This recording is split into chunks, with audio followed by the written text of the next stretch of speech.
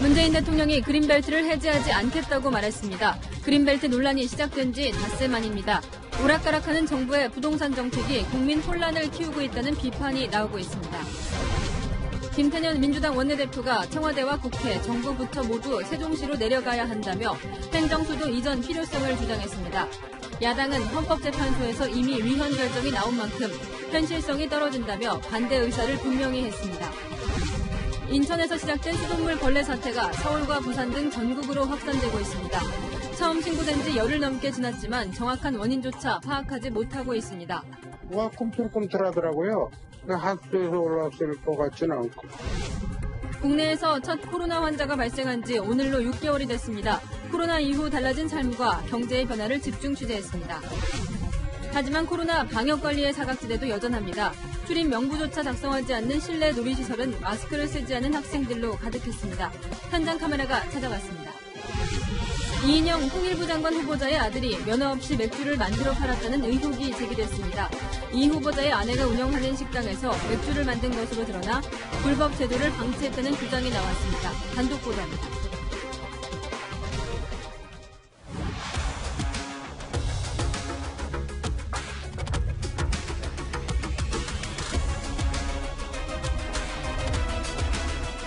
안녕하십니까. 뉴스의 동정민입니다. 그린벨트를 해제해선 안 된다.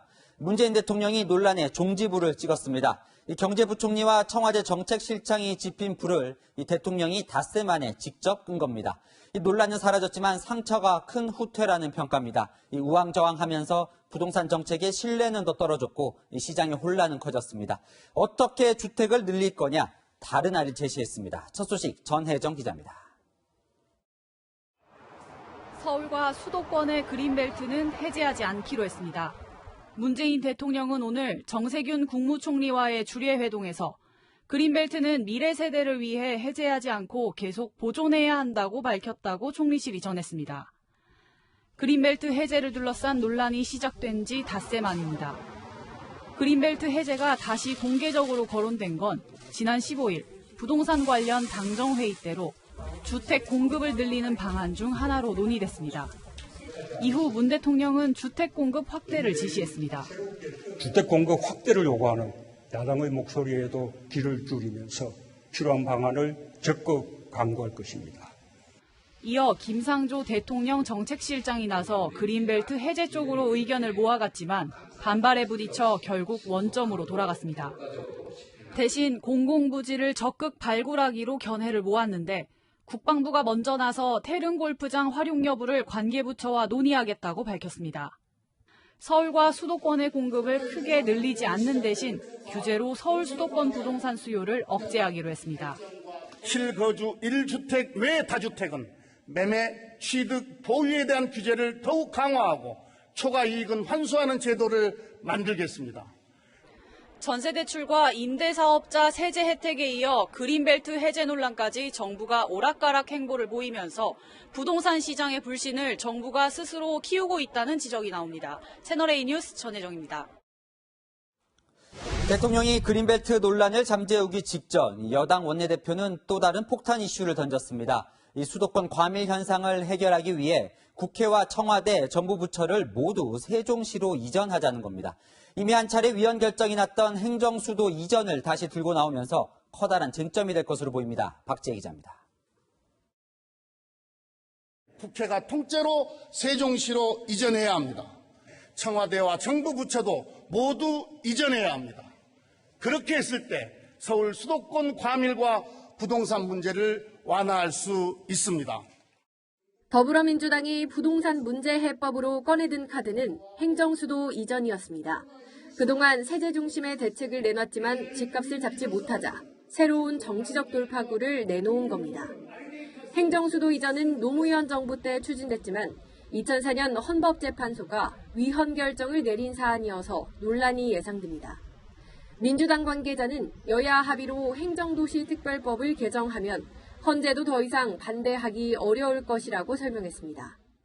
정부는 세종시에 국회와 청와대 예비부지를 마련해놨습니다. 국회가 들어설 가능성이 있는 곳으로 거론되는 부지입니다. 앞에는 강이 있고 뒤에는 산이 있는 이른바 배산임수 지형인데요. 국무조정실과는 불과 1km밖에 떨어져 있지 않습니다. 세종부처 공무원과 시민들은 일단 환영하는 분위기입니다. 국회가 넘어온다면은 진정한 행정도시가 될 것 같은 생각이 드는 것 같습니다. 기업들도 이제 또 유치가 될 수 있잖아요. 세종시에 학교도 그렇고 그래서 여러 가지 인프라가 세종시로 좀 집중이 되면 생활 수준이 이런 것들이 좀 상승되지 않을까. 하지만 수도권 집값을 잡을 근본적인 해결책은 아니라는 반응도 나왔습니다. 수도권 집값은 국회나 이런 거 하고는 상관없이 집값을 움직이는 사람들은 따로 있지 않나요? 이번 대책이 세종시 집값 상승을 부추길 가능성도 있어 논란은 이어질 전망입니다. 채널A 뉴스 박지입니다. 부동산 정책은 없고 부동산 정치만 있는 부동산 무정부 상태다. 미래통합당이 공세인데 정의당과 국민의당도 가세했습니다. 김윤수 기자입니다. 미래통합당은 회의장 백보드 문구까지 바꿔가며 정부 여당의 부동산 정책에 대해 맹공을 퍼부었습니다. 진성준 민주당 의원의 부동산 가격 떨어지지 않는다는 논란 발언을 그대로 옮겨놓은 겁니다. 현직, 여당, 그것도 국토위원이 저런 생각을 갖고 있었다니 토론회를 했던 말은 그냥 립서비스였나라는 생각이 들었습니다. 그러면서 부동산 정책이 오락가락하고 있다고 질타했습니다. 일반 국민이 누구의 말을 듣고 이 주도 정책을 신뢰해야 되는지 도무지 알 수가 없습니다. 청와대 정책실장의 말을 총리가 뒤집고 부총리의 말이 떨어지기 무섭게 국토부가 뒤집는 정부입니다. 부동산 무정부 상태, 이대로 방치해서는 안 됩니다. 정의당과 국민의당도 비판에 가세했습니다. 우왕좌왕하는 모습은 후속 대책이 나오기도 전에 국민들의 불신만 키우지 않을까 우려스럽습니다. 그린벨트 정책을 보면 이 정권의 부동산 정책이 완전히 방향을 잃고 헤매고 있음을 보여주고 있습니다. 김태년 민주당 원내대표가 거론한 행정수도 완성 언급에 대해 통합당은 헌법재판소 판결을 뒤집을 수 없다며 재고의 여지가 없음을 분명히 했습니다. 채널A 뉴스 김윤수입니다. 갈팡질팡하는 부동산 정책에 등을 돌린 건 내 집 마련이 꿈인 30대였습니다.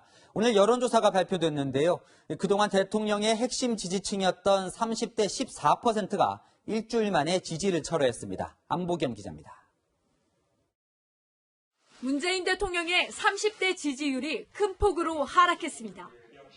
긍정평가는 지난주보다 14.4%포인트 떨어진 반면 부정평가는 15.5%포인트 크게 상승했습니다.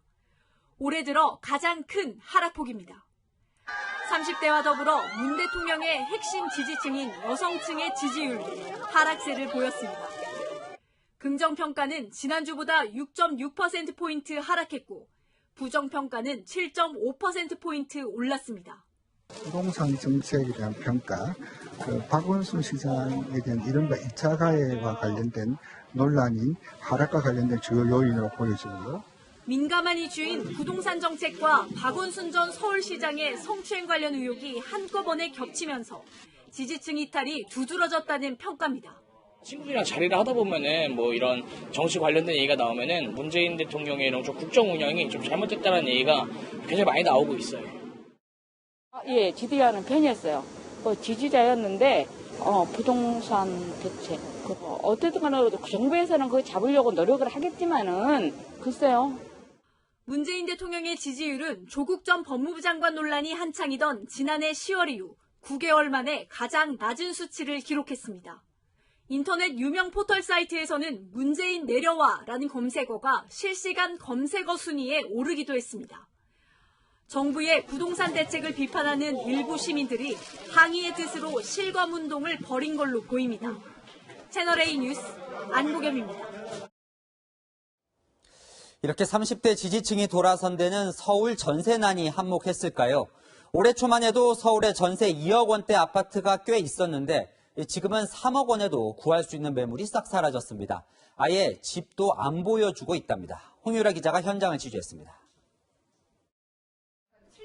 최근 들어 집 보여주길 꺼리는 세입자가 부쩍 많아졌습니다. 진짜 집 보기는 계약할 때 말고는 못 봐요. 뭐 외근 나갔다, 뭐 밖에 있다, 어떻게 어떤 말씀을 이유를 대더라도 집은 안 보여줘요.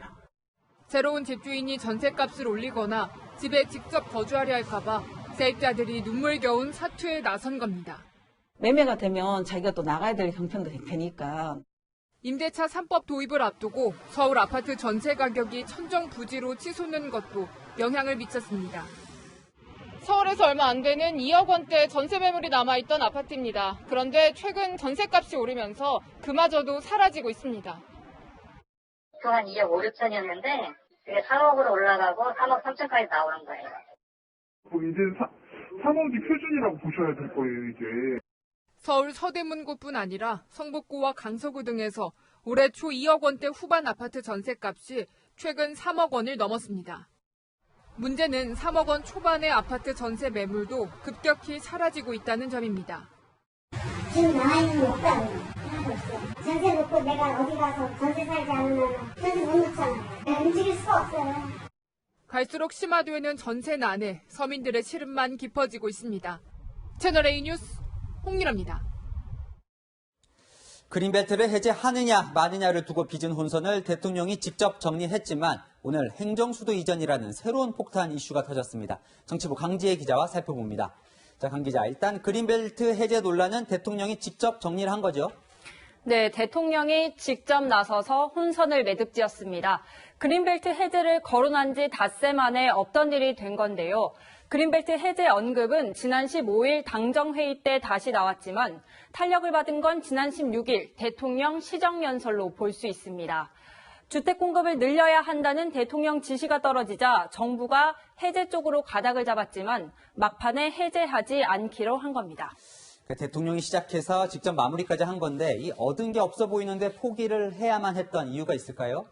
네, 부동산 시장의 반응 때문으로 보입니다.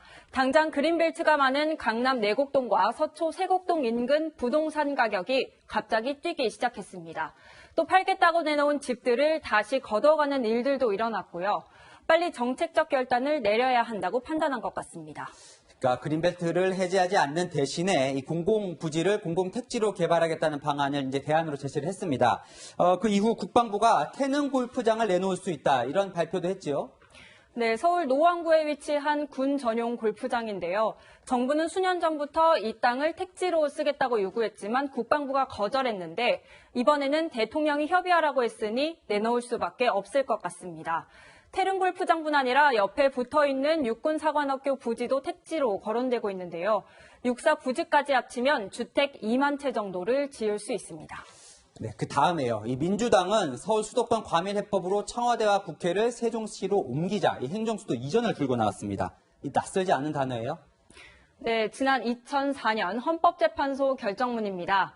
수도란 최소한 정치 행정의 중추적 기능을 수행하는 국가기관의 소재지라고 규정했는데요.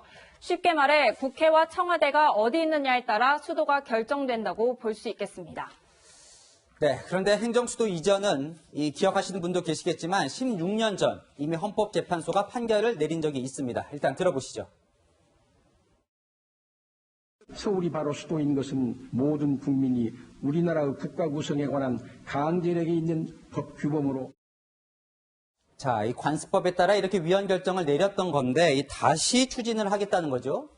그렇습니다. 민주당은 여야 합의가 중요하다고 강조하고 있습니다. 여야 합의에 따라 국회와 청와대를 세종시로 옮기는 관련법을 제정하거나 기존 관련법을 개정하면 가능하다는 얘기입니다. 그런데 이에 반대하는 시민들이 헌법재판소의 위헌이다라고 문제를 제기할 수는 있겠죠. 이런 경우라도 2004년 당시 노무현 정부 임기 말과 지금의 상황이 달라졌기 때문에 헌법재판소 판단이 달라질 수 있다고 민주당은 기대하고 있습니다. 글쎄요, 이 민주당 생각대로 안 된다면 이 개헌까지 가야 할 수도 있는 건가요? 그렇습니다. 문 대통령이 2018년 국회에 제출한 개헌안에도 관련 내용이 들어가 있습니다. 나아가 수도 이전의 필요도 대두될 수 있으므로 이번 개정을 통해 수도에 관한 사항을 법률로 정하도록 하였습니다. 수도를 법률로 정하게 되면 향후 위헌 심판 시비가 걸리지 않겠죠. 이걸 한번 살펴봐야죠. 이 민주당 주장대로 국회를 세종시로 옮긴다면 인구 분산 효과는 크다고 볼 수 있을까요? 네, 국회 사무처 보고서를 함께 보시겠습니다. 국회를 세종으로 완전히 옮기면 국회 공무원 5천여 명이 이동하고 이 영향으로 수도권 인구 7만 2천 명 정도가 지역으로 이동한다고 조사됐습니다. 청와대까지 세종시로 옮기면 상징적인 의미가 더 커지겠죠. 하지만 인구 분산 효과가 생각보다 크지는 않을 거라는 의견도 있었습니다. 국회가 이전한다 하더라도 서울에서 인구가 따라 내려가는 게 아니라 주변 지역에서 인구가 흡입돼서 도시가 형성되는 주변 빨대 효과만 나타나지 인구 분산 효과는 크지 않다고 봐요. 네, 행정수도 이전, 그린벨트 해제 논란처럼 흐지부지 될지 실제 추진이 될지 계속 주목됩니다. 지금까지 정치부 강지혜 기자였습니다. 수돗물 벌레 악몽이 전국으로 번지고 있습니다. 인천, 경기 지역에 이어서 서울 중구에서도 유충이 있다는 신고가 들어왔습니다. 수도권을 넘어서 청주와 부산에서 온 제보도 있습니다. 먼저 구자준 기자입니다. 서울 중구에 사는 김모 씨는 어젯밤 샤워를 마치고 욕실 청소를 하다 깜짝 놀랐습니다. 뭐가 꿈틀꿈틀하더라고요. 보통 이틀에 한 번은 락스로 닦고 청소를 하니까 하수에서 올라왔을 것 같지는 않고. 오피스텔 관리사무소에서도 원인을 모릅니다.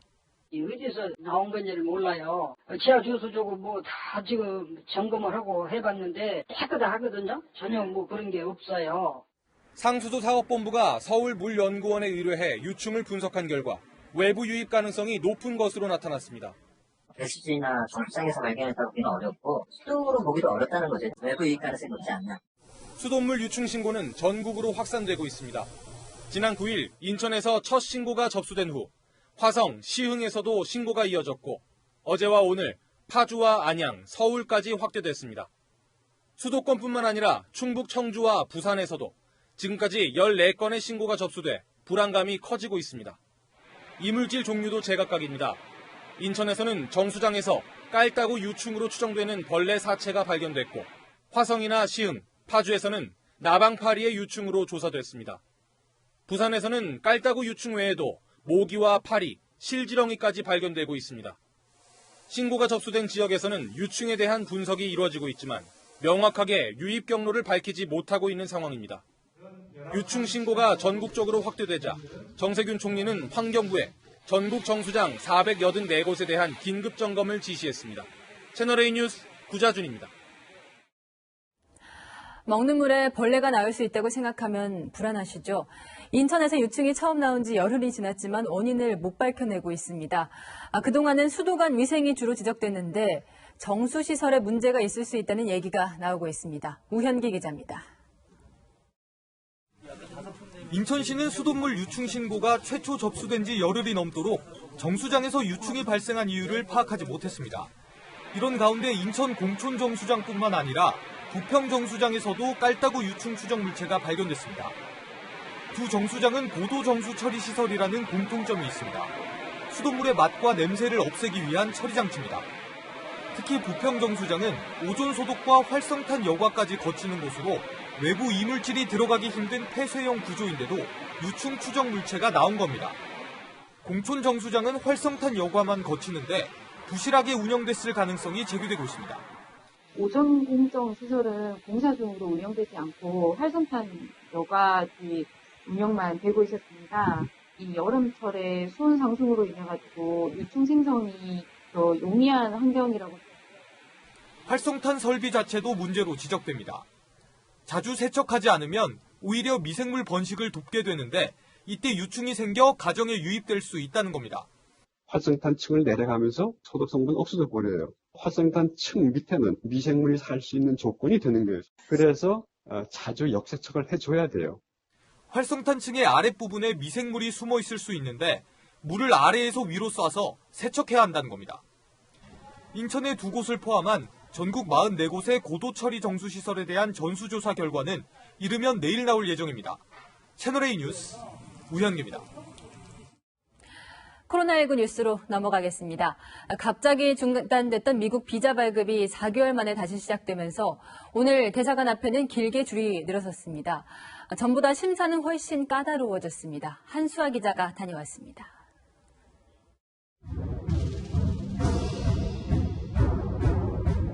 they're going to be 100% online, then they don't have a basis to be here.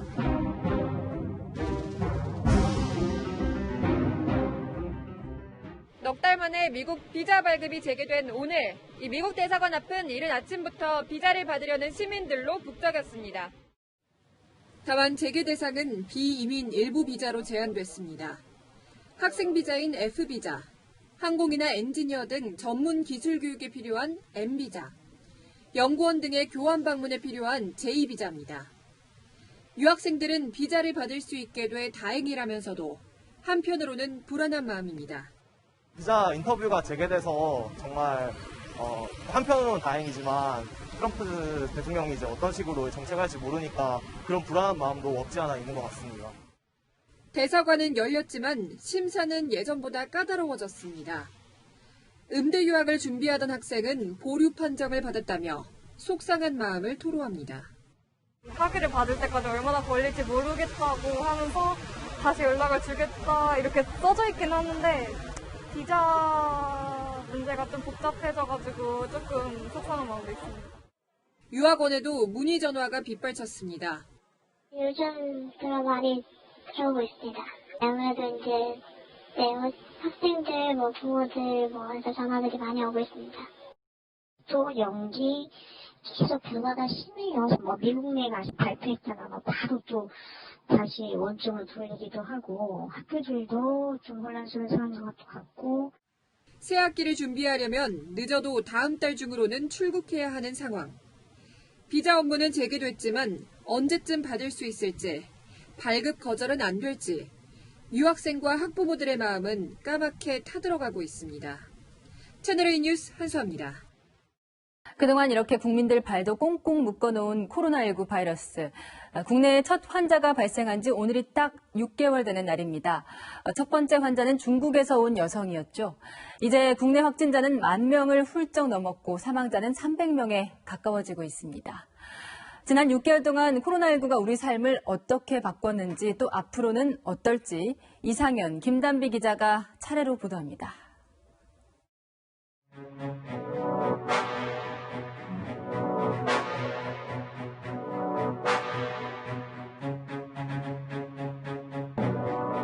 장기간 코로나와 함께 살아갈 수밖에 없는 상황이기에 운동으로 하루를 여는 사람들. 땀 흘려도 마스크는 필수가 됐습니다. 집에만 있다 보니까 답답하기도 하고 그래가지고 조금 기다리다가 다시 시작하게 됐어요. 매일 소독하고 철저히 관리해도 매출은 3분의 1로 줄었습니다. 선생님들께서도 수업을 한두 개 정도밖에 못하는 분들이 많이 생기셔서 퇴사하시는 분도 많이 이제 발생이 되고 일자리는 직격탄을 맞았습니다. 이달만 해도 20대의 20%가 실직을 경험했다고 답했습니다. 띄엄띄엄 앉아있는 직원들, 사무실은 재배치됐습니다. 중국인 관광객 감소 등으로 타격을 입은 뒤 근무 형태를 확 바꿨습니다. 주 3일, 4일, 5일 근무를 직원들이 선택하고 한 달에 일주일은 재택근무를 합니다. 직원들과 실시간으로 소통을 할 수가 있어서 오히려 그런 업무 진행 속도는 더 빨라졌다고. 대기업 4곳 가운데 3곳은 재택근무 등 유연 근무제를 도입했습니다. 테이블 사이사이 개인 접시와 칸막이가 놓였습니다. 비닐 탁장갑도 수시로 바꿔 껴가면서 닦고 날르고 여기 소독 약고 있고. 매출은 절반 이하로 줄었지만 직원들의 무급 휴일을 늘려가며 버티는 중입니다. 200만 원 벌던 거 100만 원대밖에 못 보니까 언제까지 과연 버틸 수 있을지 고민입니다. 외식업체의 고객 감소율은 60%에 달했습니다.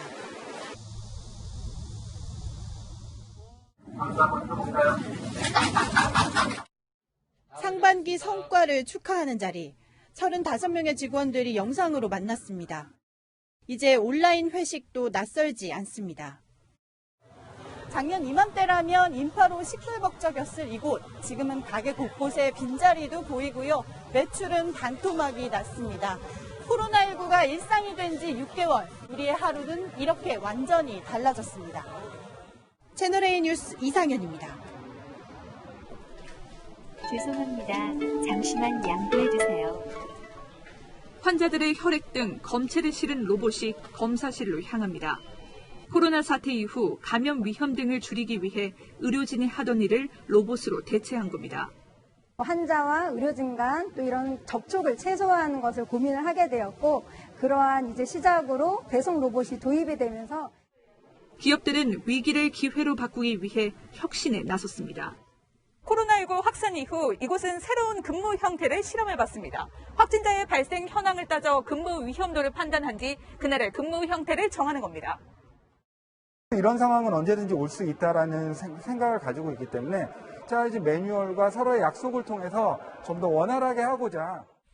무인 배송 차량의 드론 배송까지 비대면 문화 확산으로 기술 도입은 빨라졌고 배달 서비스는 영토를 확장하고 있습니다.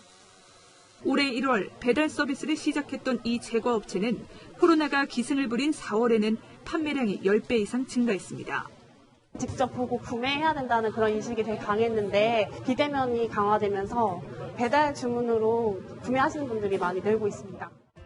코로나19로 미래 사회로의 변화는 더 빨리 시작됐습니다. 채널A 뉴스 김담비입니다.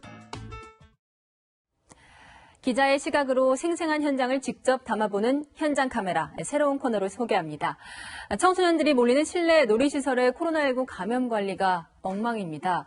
노래방이나 PC방 못지않게 방과 후에 학생들이 많이 몰렸지만 고위험 시설로 분류되지도 않았습니다. 권솔 기자의 현장 카메라 시작합니다. 10대 청소년들이 올린 실내 놀이기구 영상입니다. 마스크를 쓰지 않고 다닥다닥 붙어 있습니다. 코로나19 위험은 없을까? 직접 찾아가 보았습니다. 경기도 안산의 한 건물입니다. 이 건물 실내 1층에는 청소년 오락시설이 운영되고 있는데요. 안으로 들어가 보겠습니다. 이 안에 들어왔는데 일단 악취가 많이 나고요. 주변을 보시면 전혀 환기 같은 건 이루어지지 않고 있습니다. 체온 측정기와 손세정제가 입구에 놓여 있지만 3시간 넘게 지켜보는 동안 관리자도 이용자도 없었습니다.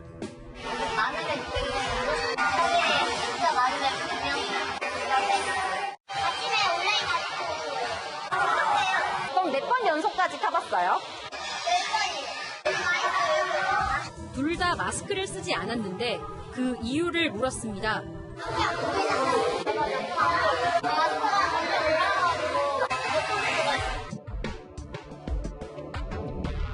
수원으로 장소를 옮겨봤습니다. 번화가 뒷골목에 역시 실내 놀이기구 시설이 있는데요. 이곳은 관리가 잘 되고 있을지 점검해보겠습니다.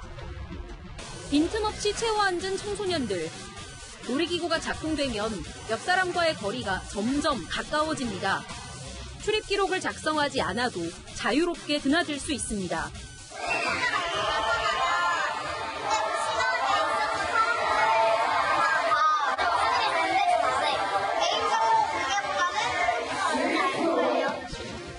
서울도 마찬가지입니다. 비좁고 밀폐된 공간, 환기시설도 없습니다. QR코드 찍고 이름 쓰고 이런 거 해야 돼요? 코로나19 확산세가 주춤해지면서 경계가 풀린 겁니다. 실내 놀이시설에서 나온 청소년들은 바로 옆 오락실로 향합니다. 불특정 다수가 오락기를 만지지만 제대로 소독이 이루어지지 않습니다. 관리가 제대로 이루어지지 않는 이유는 뭘까? 서울시는 고위험 시설 선정 기준에 미치지 않는다고 설명합니다. 고위험 시설에는 등록되어 있지 않아요. 특히 실내 놀이기구의 경우 담당 부서가 유원 시설과 게임 제공업으로 나뉘면서 관리 공백이 생긴 겁니다.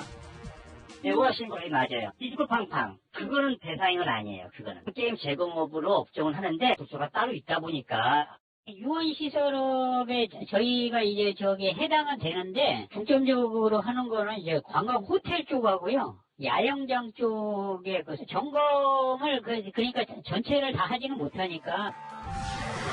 코로나19 감염으로부터 청소년을 보호하기 위한 조치가 시행되고 있지만 사각지대는 여전하다는 지적입니다. 현장 카메라 권솔입니다.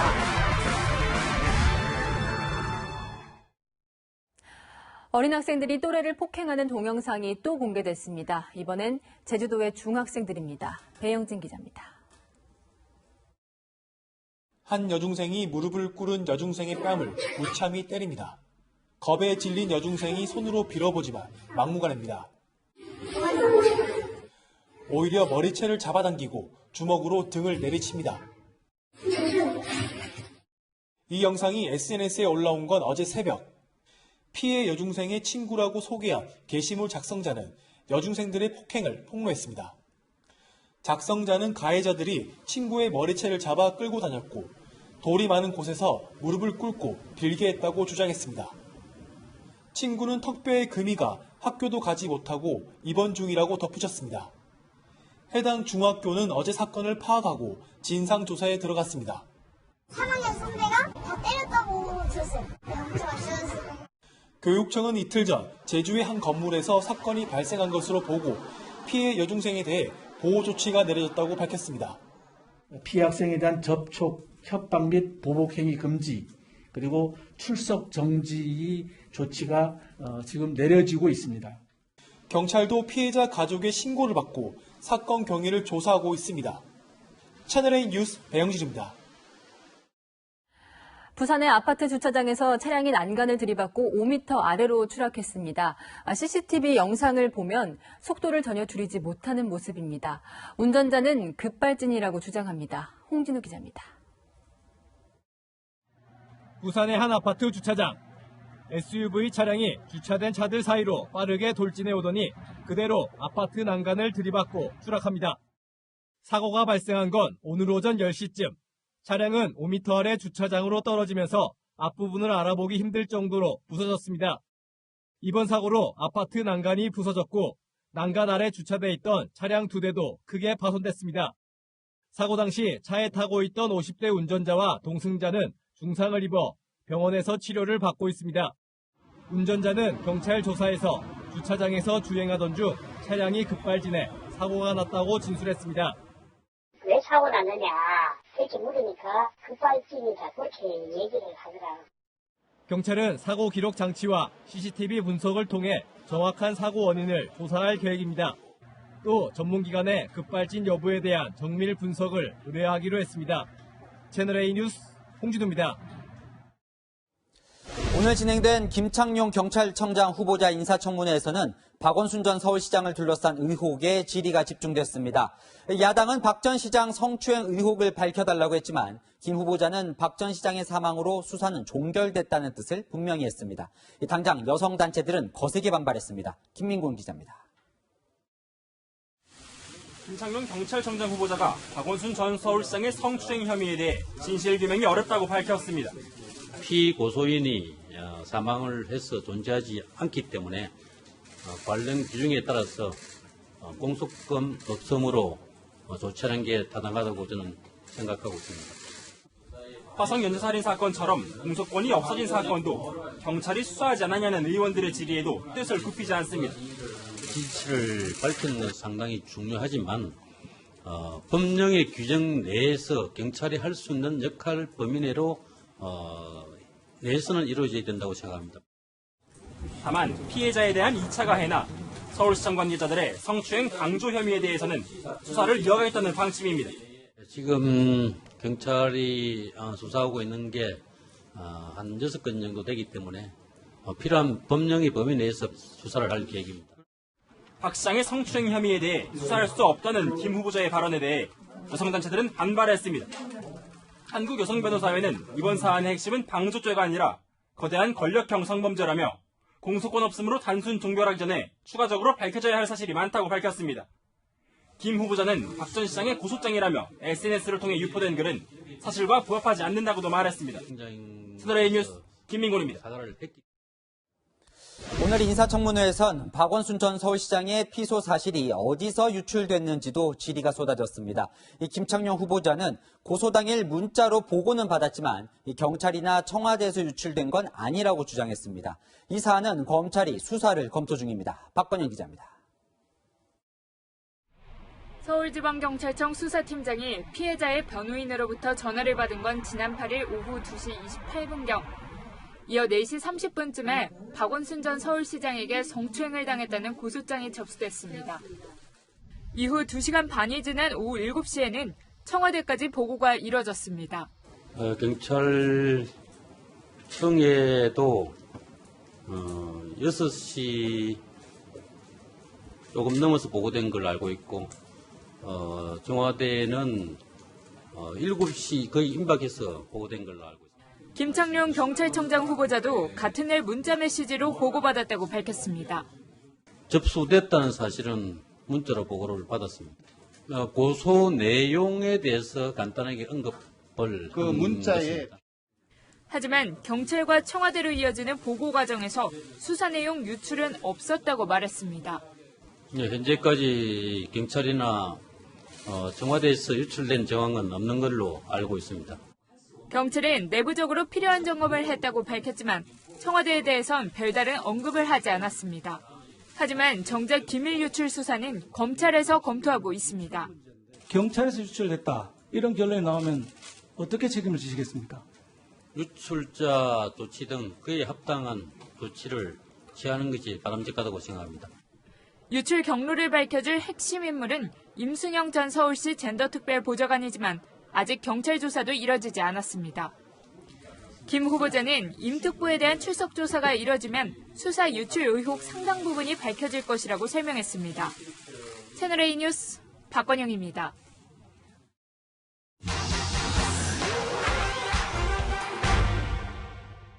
사실만 짚어드리는 팩트맨입니다. 내 돈 내산, 내 돈 주고 내가 산 제품이라는 뜻으로 솔직한 제품 후기에 쓰는 말이죠. 유명 스타일리스트자 방송인 한희연 씨가 직접 구매했다며 소개한 상품들, 일부는 수천만 원대 협찬 광고로 드러났습니다. 너무 죄송합니다. 소비자를 속인 협찬 광고, 제재가 가능할까요? 따져보겠습니다. 표시 광고법에 따르면 소비자를 속이거나 잘못 알게 할 경우 비만적 표시 광고로 매출의 2%까지 과징금을 물 수 있습니다. 문제는 이 법에 따른 공정위 제재 대상이 사업자에 한정됐다는 건데요. 광고를 의뢰한 광고주는 사업자라 과징금을 물지만 돈을 받은 유튜버나 인플루언서들은 사업자가 아니라 제재가 어렵다는 말이 있는데 사실일까요? 팩트맨이 공정위에 확인했는데요. 영리 규모 그리고 광고 관여 정도, 계약 관계에 따라서 사업성을 인정받는다면 유튜버도 법적 책임에서 자유로울 수 없다는 답변입니다. 특히 9월부터는 대가를 받았으면 반드시 광고라고 명확하게 밝혀야 합니다. 사례로 볼까요? 광고료를 받고 만든 유튜브 영상의 제목, 왼쪽과 오른쪽 중 어떤 게 적절한 표기일까요? 왼쪽은 광고라고 표기해서 적절하지만 오른쪽은 적절하지 않습니다. 협찬을 받았다고 이 제목에 길게 썼지만 휴대전화 화면으로 볼까요? 제목 뒷부분이 잘려서 이 소비자가 광고로 인식하기 어렵다는 게 공정위 판단입니다. 영상도 마찬가지인데요. 이 광고료를 받은 이 제품이 등장하는 시작 부분 그리고 끝부분에 협찬을 받았다는 자막을 넣고 5분에 한 번씩 표기해야 합니다. 자막을 넣기 어려운 라이브 방송에서 협찬 제품을 리뷰할 때는 5분마다 직접 광고료를 받았다 말로 언급해야 합니다. 이 밖에도 궁금한 점은 팩트맨 많은 문의 바랍니다. 이인영 통일부 장관 후보자들이 무면허로 맥주를 만들어 팔았다는 의혹이 제기됐는데요. 그 맥주를 어머니가 운영하는 식당에서 만들었던 것으로 확인됐습니다. 이 후보자 부부가 아들의 불법 맥주 제조 사실을 알고도 방치한 게 아니냐는 의혹이 제기됩니다. 강병규 기자의 단독 보도입니다. 이인영 통일부 장관 후보자 아들이 맥주를 만들고 있습니다. 판매는 하지 않는다고 말합니다. 그냥 팔고 있지 않습니다. 원래 팔고 있지 않습니다. 하지만 한 달 뒤 해당 맥주를 12,000원에 판매하는 정황이 포착됐습니다. 많이 좀 사주세요. 맥주 맛이 좋아요. 제조 면허 없이 만든 맥주라 판매하거나 제공해서는 안 되지만 이 후보자의 아들은 학교 행사에 제공하거나 경품으로 나눠주기도 했습니다. 당시 동업자는 우리가 만든 맥주는 불법이라고 밝히기도 했습니다. 맥주를 만든 곳은 이 후보자의 아내가 운영하는 식당이었습니다. 이 후보자의 아들이 다니던 학교에서 만든 식당으로 후보자의 아내가 2014년 8월부터 운영해왔습니다. 이인영 후보자의 아들은 2016년 3월 말 이곳 마포 문화비축기진의 단지로 이사해 맥주를 만들었습니다. 문화비축기진은 이 후보자의 아내가 운영하는 또 다른 회사가 있는 곳입니다. 어머니와 관련된 곳에서 맥주를 만든 사실이 드러나면서 미래통합당은 이 후보자 부부가 아들의 불법 맥주 제조 사실을 알고도 방치한 게 아니냐고 주장했습니다. 이 후보자 아들은 면허 없이 맥주를 만든 지 1년이 지나서야 판매 면허를 얻었습니다. 통일부는 관련 의혹에 대해 청문회에서 설명하겠다고 답했습니다. 채널A 뉴스 강병규입니다. 더불어민주당의 차기 당대표 경쟁이 시작됐습니다. 후보 등록 첫날 이낙연 의원과 김부겸 전 의원이 등록을 마쳤습니다. 두 후보 모두 최대 계파인 친문 표심 잡기에 나섰습니다. 이 두 후보의 전략까지 정한희 기자가 보도합니다. 이낙연 민주당 의원이 당대표 후보로 공식 등록한 후 첫 일정으로 김해 봉화마을을 찾았습니다. 최인호 의원 등 측근 인사들과 노무현 전 대통령 묘소를 참배한 뒤 인근에 있는 사절을 방문해 권양숙 여사와 면담했습니다. 제가 방명록에 첫 문장에 이걸 썼거든요. 그런데 여사님께서 이 부채를 주셨어요. 마치 마술 중에 마음을 읽는 마술이 있는 것처럼. 당내 최대 계파인 친노, 친문 표심 잡기에 나선 겁니다. 현안에 대한 언급에 신중했던 모습도 바꾸겠다고 했습니다. 앞으로 이제 후보이기 때문에 좀 더 자유롭게 제 의견을 말씀드릴 수가 있을 것입니다. 제가. 그제 먼저 봉화마을을 찾았던 김부겸 전 의원은 당대표 후보 등록 후 강원도를 찾았습니다. 임기 2년을 채우면서 당으로 닥쳐올 이 네 번의 큰 파도를 넘는 그런 안정적인 당 운영을 하는 당대표가 되겠습니다. 당대표가 되면 대선에 나가지 않겠다면서 이낙연 의원과의 차별화에 집중하고 있습니다. 채널A 뉴스 정한입니다.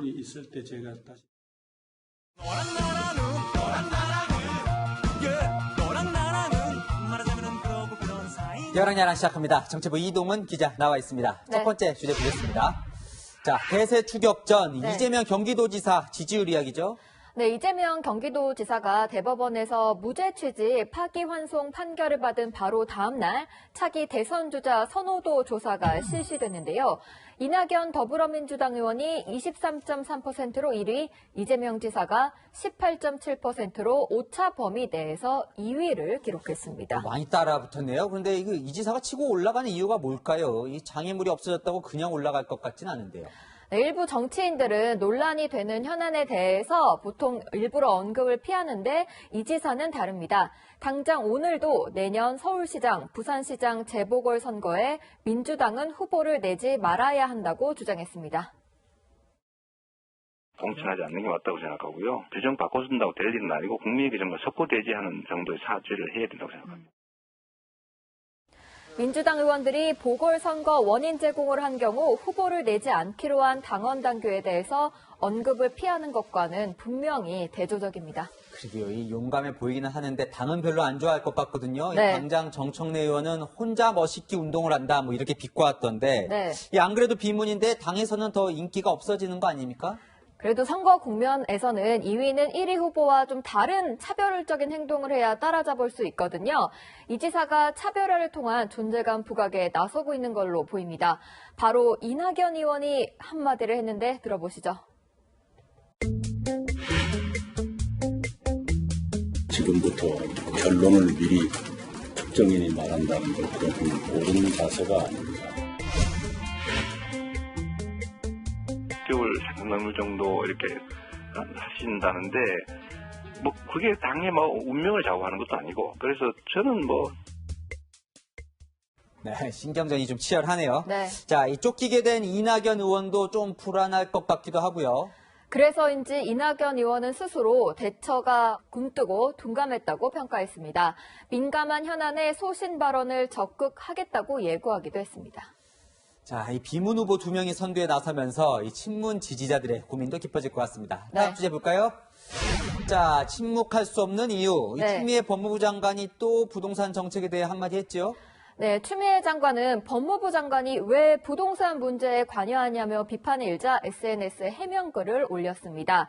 부동산이 투전판처럼 돌아가고 있는데 법무부 장관이 침묵한다면 도리어 직무유기가 아니겠냐고 되물었습니다. 뭐 국무위원이니까 이야기할 수 있다 이런 이야기인데 자, 다른 국민적 사안에 대해서는 좀 어땠습니까? 꼭 그렇지만은 않습니다. 추 장관은 박원순 전 서울시장 성추행 의혹과 관련해 피해 호소인 지칭 논란이 벌어졌을 때나 민주당 공수처 추천위원회 N번방 가해자 변호사가 포함됐을 때는 관련 부처 장관임에도 불구하고 입을 다물었습니다. 그러게요. 국민은 법무부 장관에게 부동산 정책에 대한 의견보다는 지금 언급한 그 2가지 사안에 대한 이야기를 더 듣고 싶어 할 것 같은데요. 네, 그랬습니다. 그래서 추 장관이 법무부 장관 말고 다른 데에 더 관심이 있다는 말이 정치권에서 나오고 있습니다. 정의를 세우는 법무부 장관인지 아니면 사이비 부동산 컨설턴트인지 서울시장 욕심 때문에 본분을 잊은 것은 아닌지. 통합당은 서울시장 출마 의사가 있다면 SNS에서 변주 굴리지 말고 거취 표명을 하라고 했는데요. 오늘 추 장관 탄핵 소추안도 국회에 제출했습니다. 네, 국무위원이니까 언급할 수는 있지만 이 정책을 정치에 이용하는 일은 없었으면 좋겠습니다. 지금까지 야랑야랑이었습니다. 1961년 이후 가장 많은 비가 쏟아진 중국 양쯔강으로 가보겠습니다. 세계 최대 규모 산샤댐은 최고 수위를 불과 11m 남짓 남겨두고 있습니다. 일부 제방은 수위를 낮추기 위해 폭파까지 하고 있습니다. 베이징 성해란 특파원입니다. 일본 전체 댐의 담수량과 맞먹는 규모의 물을 저장하고 있는 세계 최대 규모 중국 산샤댐입니다.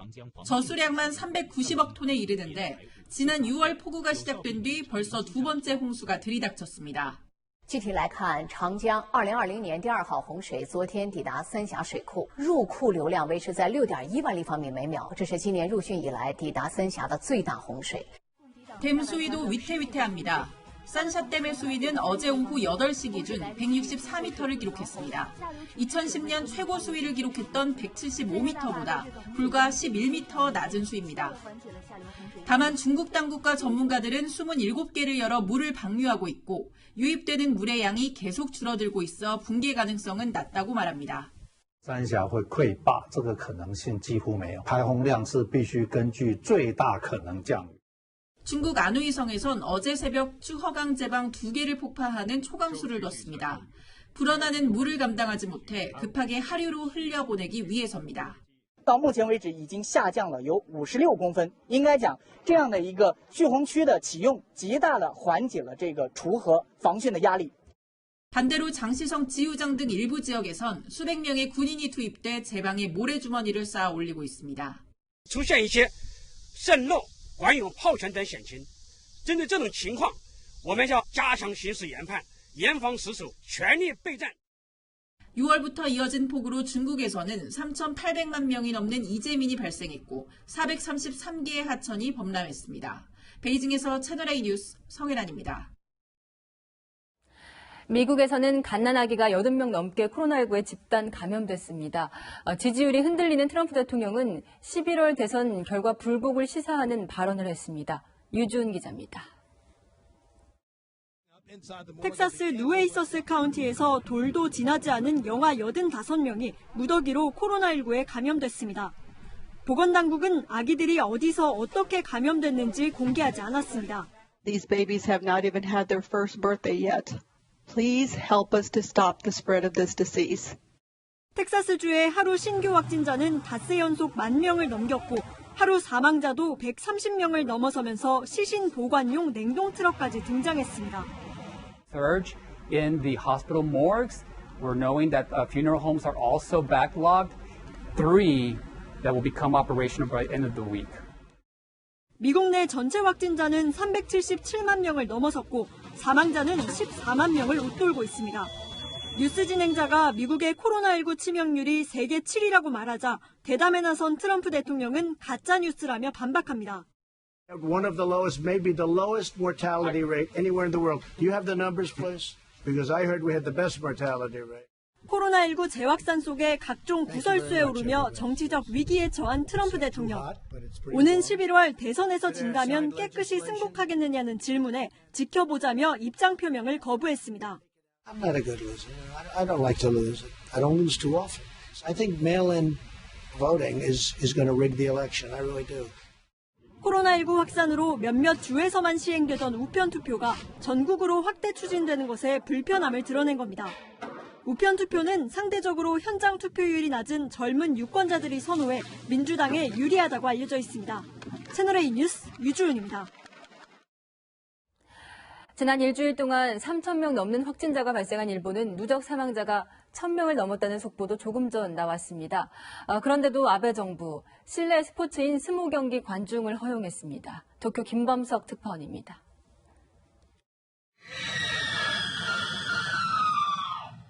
빨간 조명 아래 귀신은 사람을 집어삼킬 듯 포효합니다. 하지만 귀신은 손님을 만질 수 없습니다. 코로나19 방지를 위한 드라이브 스루 귀신의 집입니다. で、お客さんに接触しないで外からお化けが脅かすっていう仕組みを作れば、これはコロナの状況でも安心してお客様に喜んでいただく。 네, 제가 지금 차 안에 있는 걸 아는데도 이렇게 실제 위협적으로 느껴집니다. 귀신들은 이렇게 차를 흔들고 위협하면서 공포 분위기를 내고 있습니다. 업체들은 이 코로나19로 수입이 줄어들자 이렇게 자구책을 내고 있습니다. 何としてでも違う形になったとしてもお化け屋敷を続けたいし 한 놀이동산은 코로나19 감염을 막겠다며 롤러코스터 탑승 시에 비명 금지 지침을 내려 전 세계에 웃음을 사기도 했습니다. 코로나19 재확산 속에 레저 업계의 생존을 위한 고육지책입니다. 실제 일본의 신규 확진자는 지난 일주일 동안 3,400명 넘게 발생했습니다. 같은 기간 우리는 300여 명으로 큰 차이가 납니다. 상황이 이런데도 일본 정부는 운동 경기나 공연에 5,000명까지 관객 입장을 허용했습니다. 일본의 대표적인 실내 스포츠인 스모도 6개월 만에 다시 관중을 받아들였습니다. 관객석 사이를 띄우는 등 나름의 대책을 세웠지만 팬들조차 걱정이 앞섭니다. でも怖いよねやっぱりね。でもやっぱり相撲好きだからね見たいからね。 입장객 허용이나 여행 캠페인 등 경제 정상화에만 맞춰진 아베 총리의 코로나19 대책에 대해 일본 시민의 3분의 2가 문제가 있다고 지적했지만 아베 정부는 인정하고 싶지 않은 모양새입니다. 直ちに再び緊急事態宣言を発出する状況に該当するとは考えておりません。 이런 가운데 공짜로 나눠준 아베 마스크가 10만 장 가까이 반납되거나 기부된 것으로 알려져 아베 정부는 또 한 번 체면을 구겼습니다. 도쿄에서 채널A 뉴스 김범석입니다. 우리는 코로나 때문에 닫았던 국립중앙박물관이 다시 문을 열었는데 못 보던 국보와 보물이 많습니다. 이민준 기자와 함께 보시죠. 서영이 춤을 추고 나이든 신하들이 임금이 내린 수를 받습니다. 한 신하는 이미 술이 과했는지 부축을 받습니다.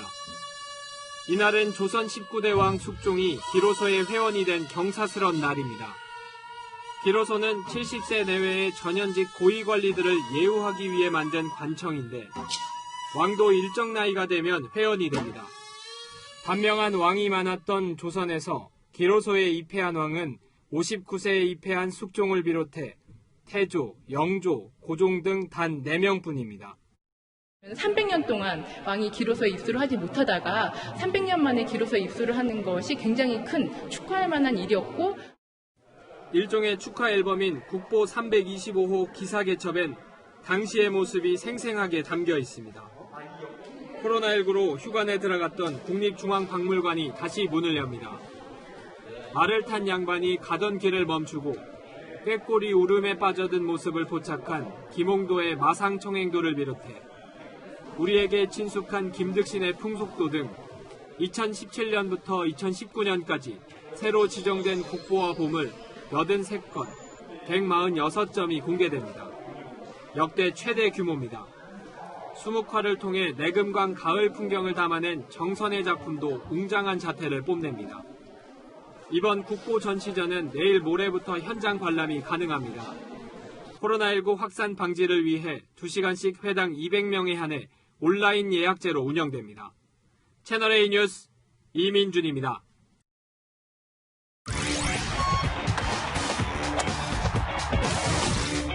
프로야구 키움의 홈런 세리머니에 장난감 바주카포가 등장했습니다. 손혁 감독이 직접 준비물을 챙겨주는데요. 한 주간 명장면 김태욱 기자입니다. 홈런 친 선수들이 펼치는 키움의 바주카포 세리머니. 시작은 평범했습니다.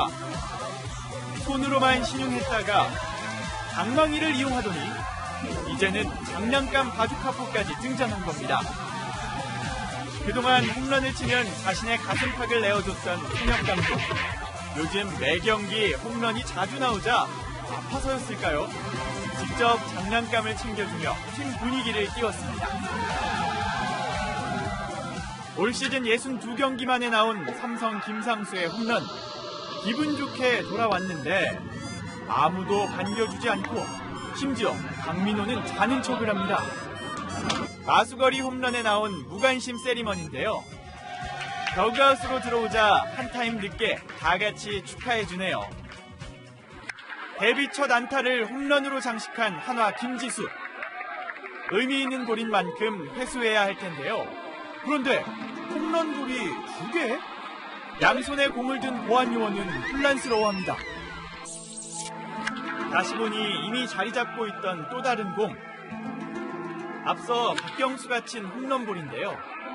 확인 결과 왼손이 김지수, 오른손이 박경수의 볼이었습니다. 다행히 헷갈리지 않고 잘 전달됐습니다. 발로 야구공을 컨트롤하는 축구 기술을 볼 수 있고 레슬링의 레그바 기술도 볼 수 있는 스포츠 명장면은 이번 주도 계속됩니다. 채널A 뉴스 김태욱입니다.